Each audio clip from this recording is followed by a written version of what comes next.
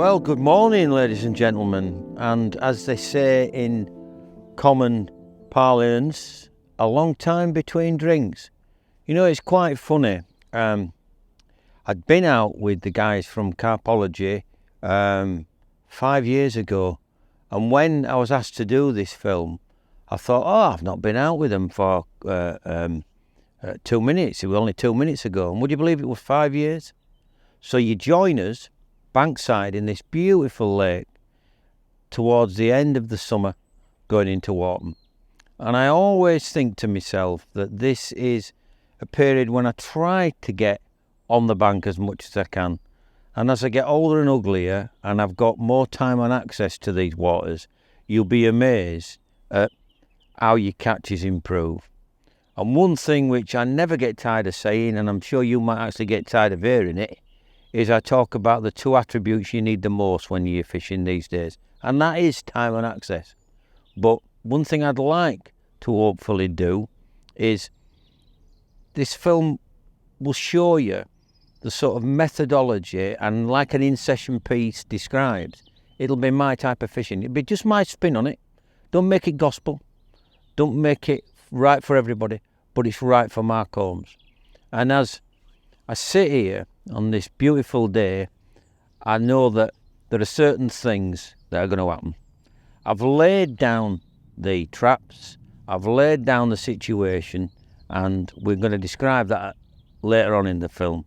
But for the moment, just enjoy being with me in these surroundings. And it's a beautiful lake. You know, I've been a member of this. It's a ticket I've had for going on 20 years. It's a ticket that I'll always keep. In actual fact, my children laugh and say, when you've snuffed it, Dad, we'll still keep renewing the ticket for you. You know, it's one of those. It's a beautiful water. It's an old established water now in North Cambridge, on the border between Cambridge and Lincolnshire. Part of the Deepings complex at Baston. And it is just matured into a beautiful, weedy, gin clear kind of carp water that I love. It's got old established stock, but it's also, like we all need, it's got a plethora of younger fish coming through. And those of you who know and watch my stuff will know that lately I've been known for catching big carp. But one thing which I've never forgotten is understanding that there has to be an hierarchy of fish. I've fished this lake, like I said, for nigh on 20 years, and some of the fish that I caught and had great time with are no longer here. And some of the smaller ones that I used to berate when I was younger have now come through to decent sized fish. And it's just a circle of life. And fishing is exactly the same. And without getting too romantic, when people talk to me about tactics, talk to me about bait application, edges, all of the sort of buzzwords that the modern carp world seem to be focused on, one thing which I keep telling people to reinvest in and revisit is just being there. The ethos of enjoying the moment, enjoying the surroundings, not just simply thinking that success is measured what's in the landing net or what the dial says. No. Mark Holmes' fishing these days is to try and enjoy and rinse every ounce of satisfaction that I can get out of my time fishing. Now, I'm very blessed.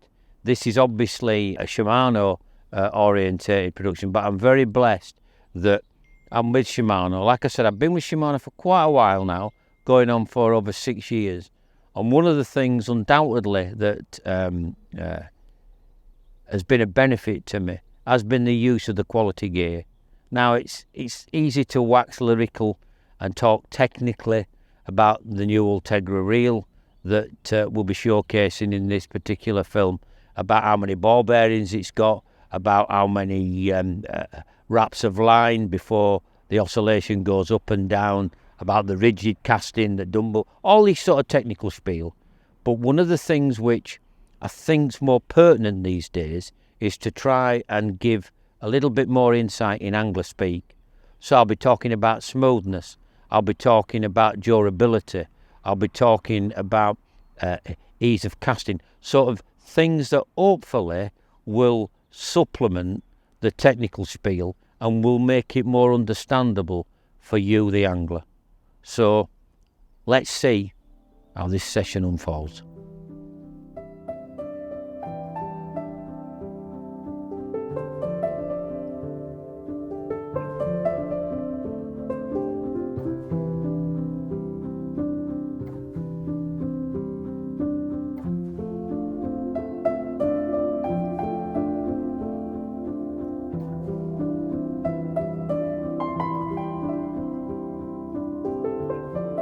Well, it'll come as no surprise, as this piece is entitled an in-session piece, that I want to quickly talk to you about how the session's going.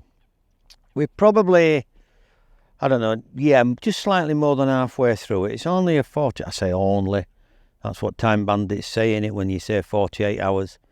Most hard-working people out there, 48 hours is a luxury in it. But to somebody like myself, who is now a professional angler, and this is my job, and I keep telling people, never compare your results to professional anglers, because you'll get disappointed. The reality is that for me, carp fishing is a broad church, and within that church, many people sit. And if you're the guy like the majority of you guys out there that can only get on at the weekend, every other week, got a young family, only fish day ticket waters, you've got to try and resonate to those people, and you've got to try and make it so that what I'm talking about is relatable. So let's give an in-depth, relatable review to what the session has produced. Well, yesterday the conditions were a wee bit better than today, and I'm a great believer. Anybody who's heard my talks and read my written pieces over the years will know that I talk about the weather being the main attribute and the main effect on my carp fishing. And I think that's the same for everybody. So yesterday's weather, there was a southwesterly wind. I'm fishing on the northeasterly bank, casting to the southwest part of the lake. So there was fish down there. There were fish moving towards the lower part of the lake, and for them to do that, they were coming through a passing point which came down on a gully. So it was like a perfect, as people will say, ambush point. And so I predominantly laid the bait down and the application of bait and the strategy of how I do my baiting in two of those ambush points. So as the fish were getting towards the end of the wind, that's where I wanted to pick them up. And the third rod, I was fishing right at the end of the wind, which hopefully is ambush them early, and those that I don't ambush, I get later on the end of the wind. And that was the theory. Well, to be fair, I've been very lucky. As I get older, I do seem to get luckier. But I managed to catch, let's get it right. What have we had so far this session? I've had, I think 1, 2, 3, 4, 5. I've had 5 fish, of which one's been a 30. Then there was a self-set small one, and then had a run of bad luck. Ian turned up from 𝗃𝗶𝗺𝗏. We started filming. Got a take almost straight away. Played this fish through some weed. It's quite weedy at the moment, the lake. And the hook dropped out in the edge. Not to be dismayed. Rod was back out on the spot. Little bit of sticked out bait. And then half an hour later, I'm away again. Decent fish this time. Mid to upper 30. Could potentially have been a 𝗃𝗶𝗺𝗏𝗏. Got it all the way in. Through the obstacles. Net in the water. Just about to draw it over the drawstring. Hook popped out. And you know one of those moments when the hook pops out when it's right near the net and it's stationary and you feel like you could almost scoop it? Well, it was one of those moments, but I didn't scoop it. So off it went. So in my typical Yorkshire style, I was sulking for probably about an hour and a half, and the same rod rattled off.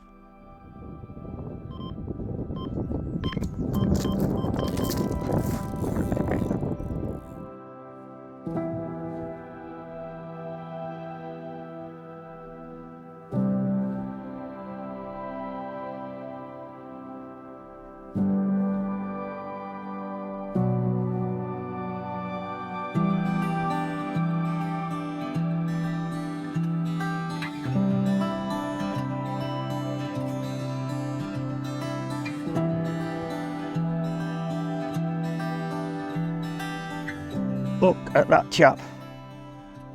How nice is that? 42 pound of leather carp. An absolute belter. Chuffed to bits with this. Oh, there we go, baby. Oh. Turn around. There we go. Eagle.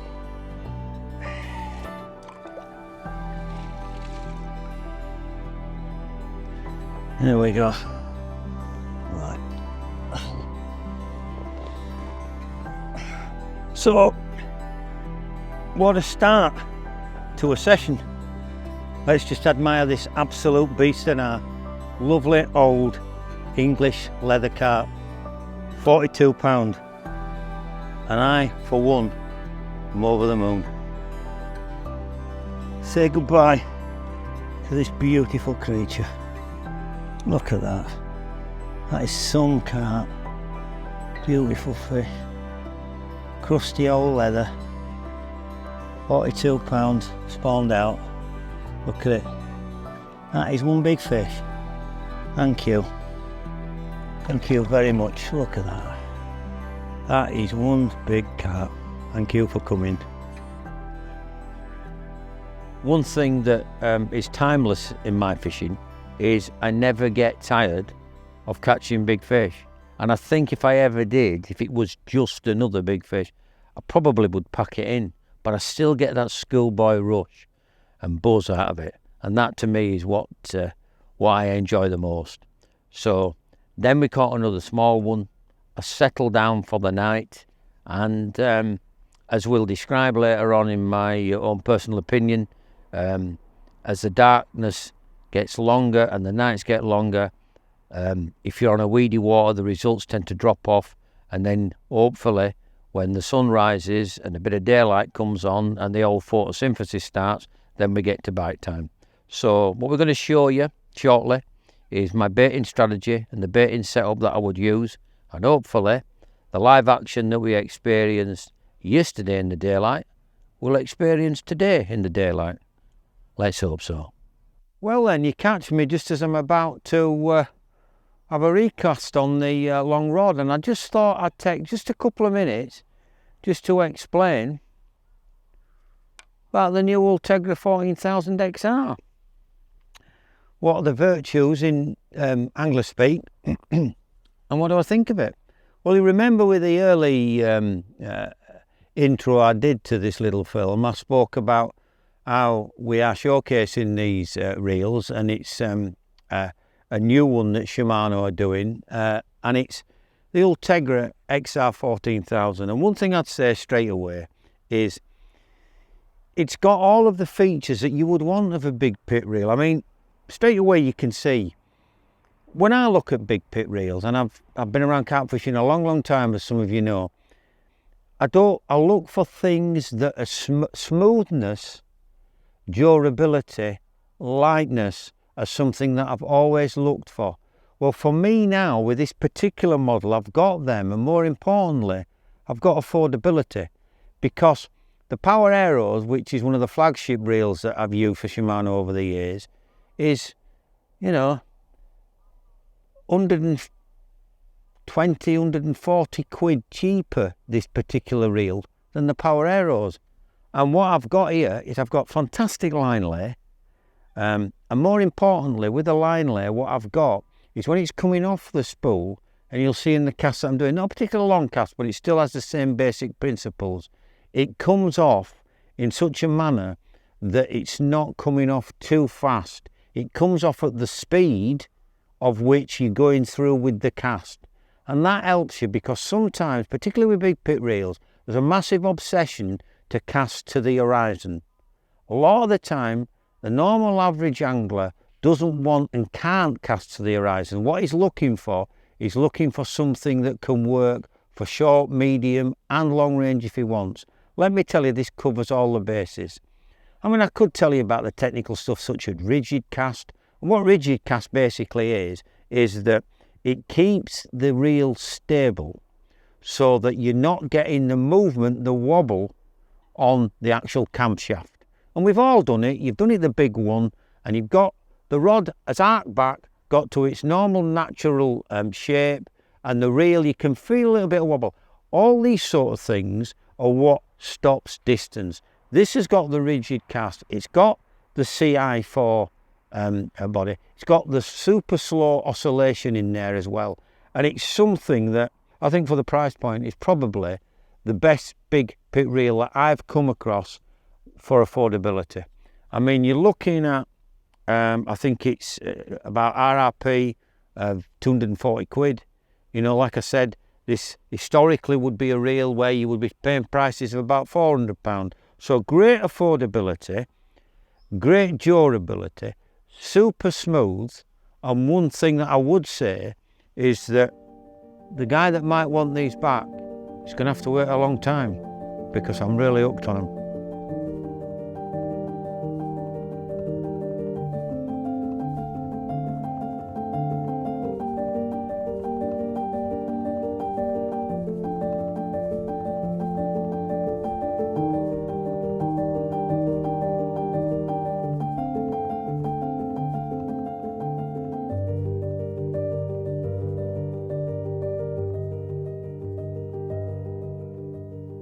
Right, ladies and gentlemen, we're having a little bit of a 5-minute resume now, which is quite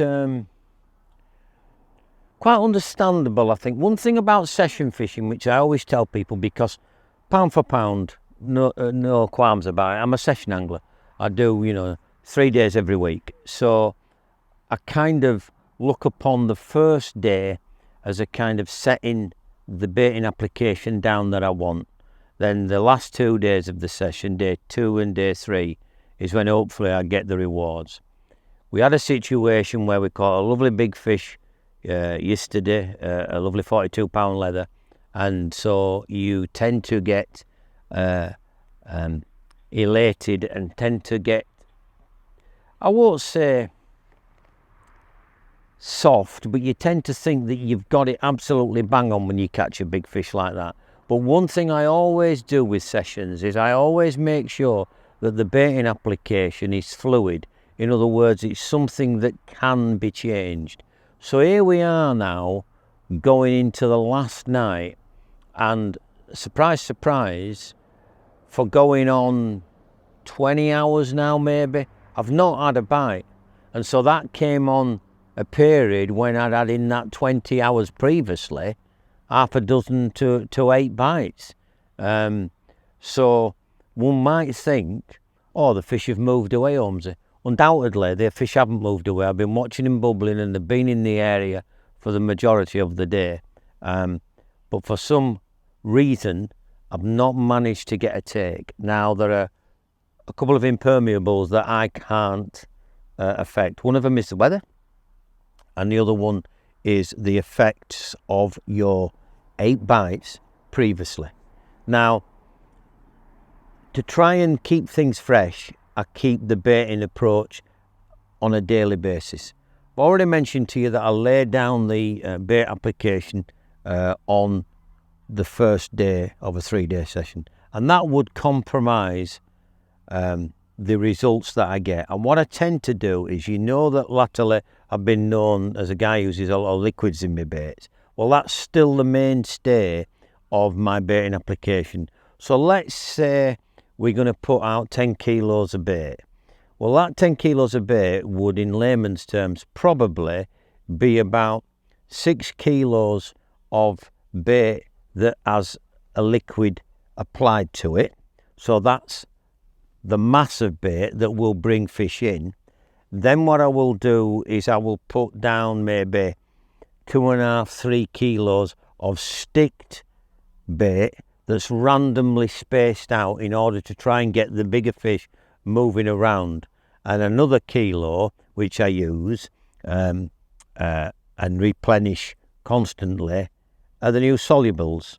And that's because what they're doing is, from an attraction level, they're breaking down very quickly, with the theory being that they bring the fish in, the fish are grazing on the bulk of the loose feed with the liquids that's brought them in, And the reason for the intermittent amount of stick use and moving fish around is because it gives you better indication with your rigs. So as we're going into tonight, am I optimistic?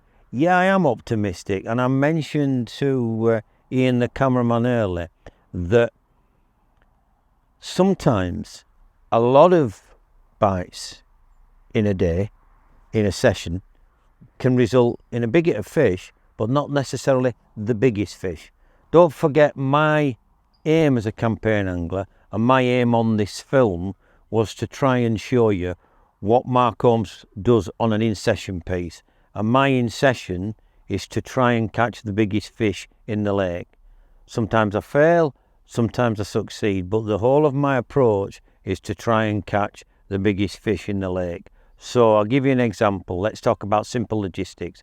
I will bait up this 6 kilo bed of soaked boilies at 11 wraps, and yet I will fish one rod at 10 wraps and I will fish one rod at 12 wraps. And you've sussed it. It's not groundbreaking. What it basically means is I keep away from the main area of where the bait is and I fish on the fringes in the hope that that's where the bigger fish that stay away from the shoal fish will be patrolling.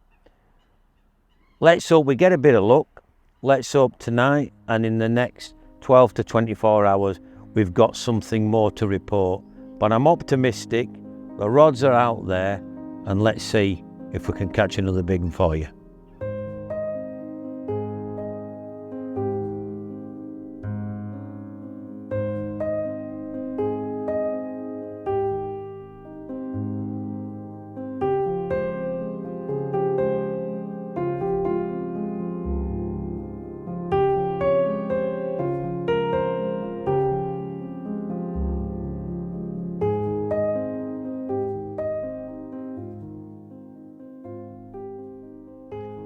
Right, well here we are, twilight time. Usually I'd be sat in my bivvy contemplating what a great day's fishing it's been, but I'm sorry to change the script, but it's not been a great day's fishing.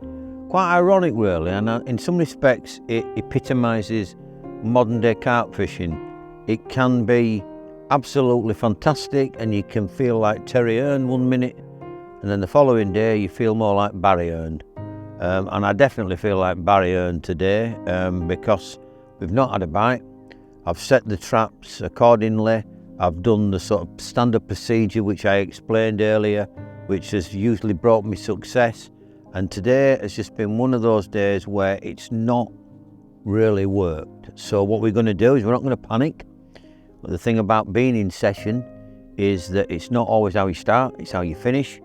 And we're now going into the last sort of, I think, 15 hours to go before we would call it a wrap, as they say in film parlance.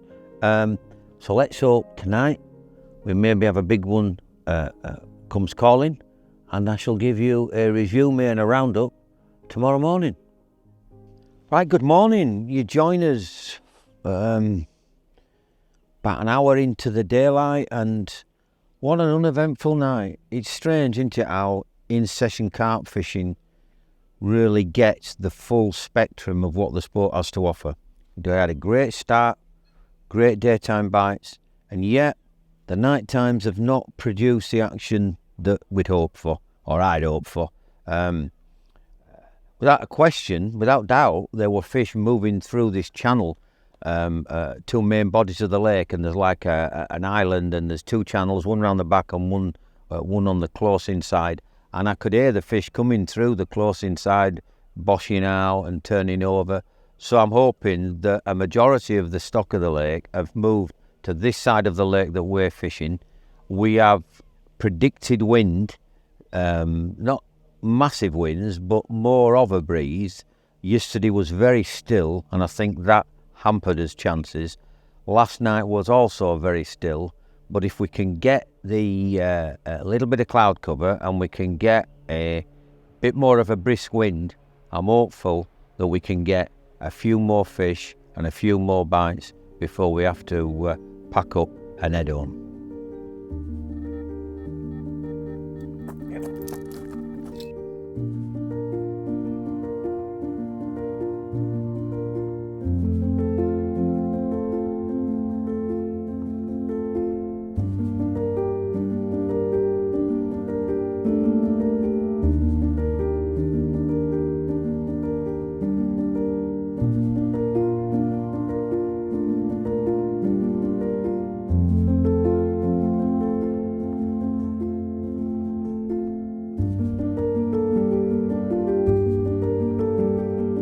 Right, another fish off the spot. We've certainly managed to get back on track in relation to bringing the fish in and getting bites. You may remember that this has been a bit of a roller coaster session. Started off well, bit of an hiatus in the middle, and as we reach the end, from memory now, I think this is my third or fourth fish this morning, and we've had some beautiful 𝗃𝗶𝗵𝗿𝗍𝗄𝗏, but I wanted to show you this one particularly because I never get 𝗃𝗶𝗱𝗏𝗍 with size, but this is a 30-pounder, and a 30-pounder is a huge English fish.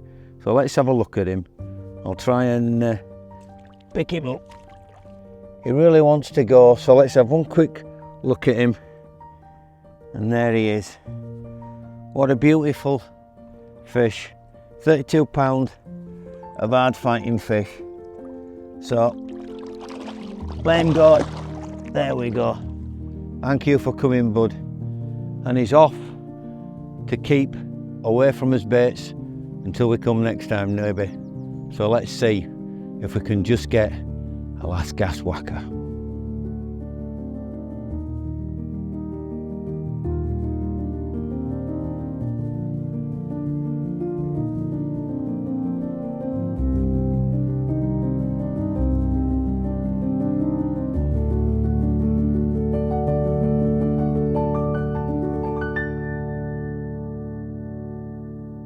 Well, we've come to the end of the session, and as they say, when I was a boy, the party's over. No, but seriously, one thing which I always do whenever I come to the end of a session is I try and evaluate how it's gone from day one to the end of it. And one thing that, when I look back at this particular session where you've joined us, is we had a good start. We had, I think we had eight runs in the first 36 hours.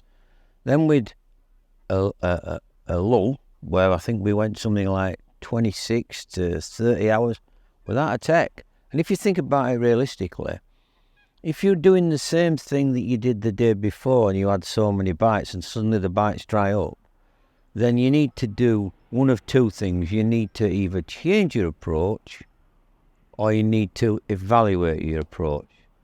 And without sounding daft, one of the things about session fishing as opposed to individual day sessions is that when you're on a session, I always say to people, you need to change things imperceptibly. And what does that mean in real terms? That simply means that the changes have to be subtle, not so dramatic. I couldn't change all of the tactics that I'd done that had produced 8 bites because on one of the days of the session, I didn't get any bites. What it was is that I needed to tweak it a little bit. I needed to work on making sure that I knew my presentation was correct and hoping that the predicted weather change, which we needed, which was basically a little bit more wind and breeze to get the fish moving, would happen. So we basically had first day, bit of wind, fish moving about, brilliant. Second day, still and calm, no wind, fish laid up, no movement, no bites. This morning, we've had another 4 fish. So the session has been brilliant, not so good, and very good. And that's the difference. When I think of the session, I think of it start to finish. We've ended up with, I think, 14 or 15 pickups, landed, I think, 10 fish now. We had that magnificent 42.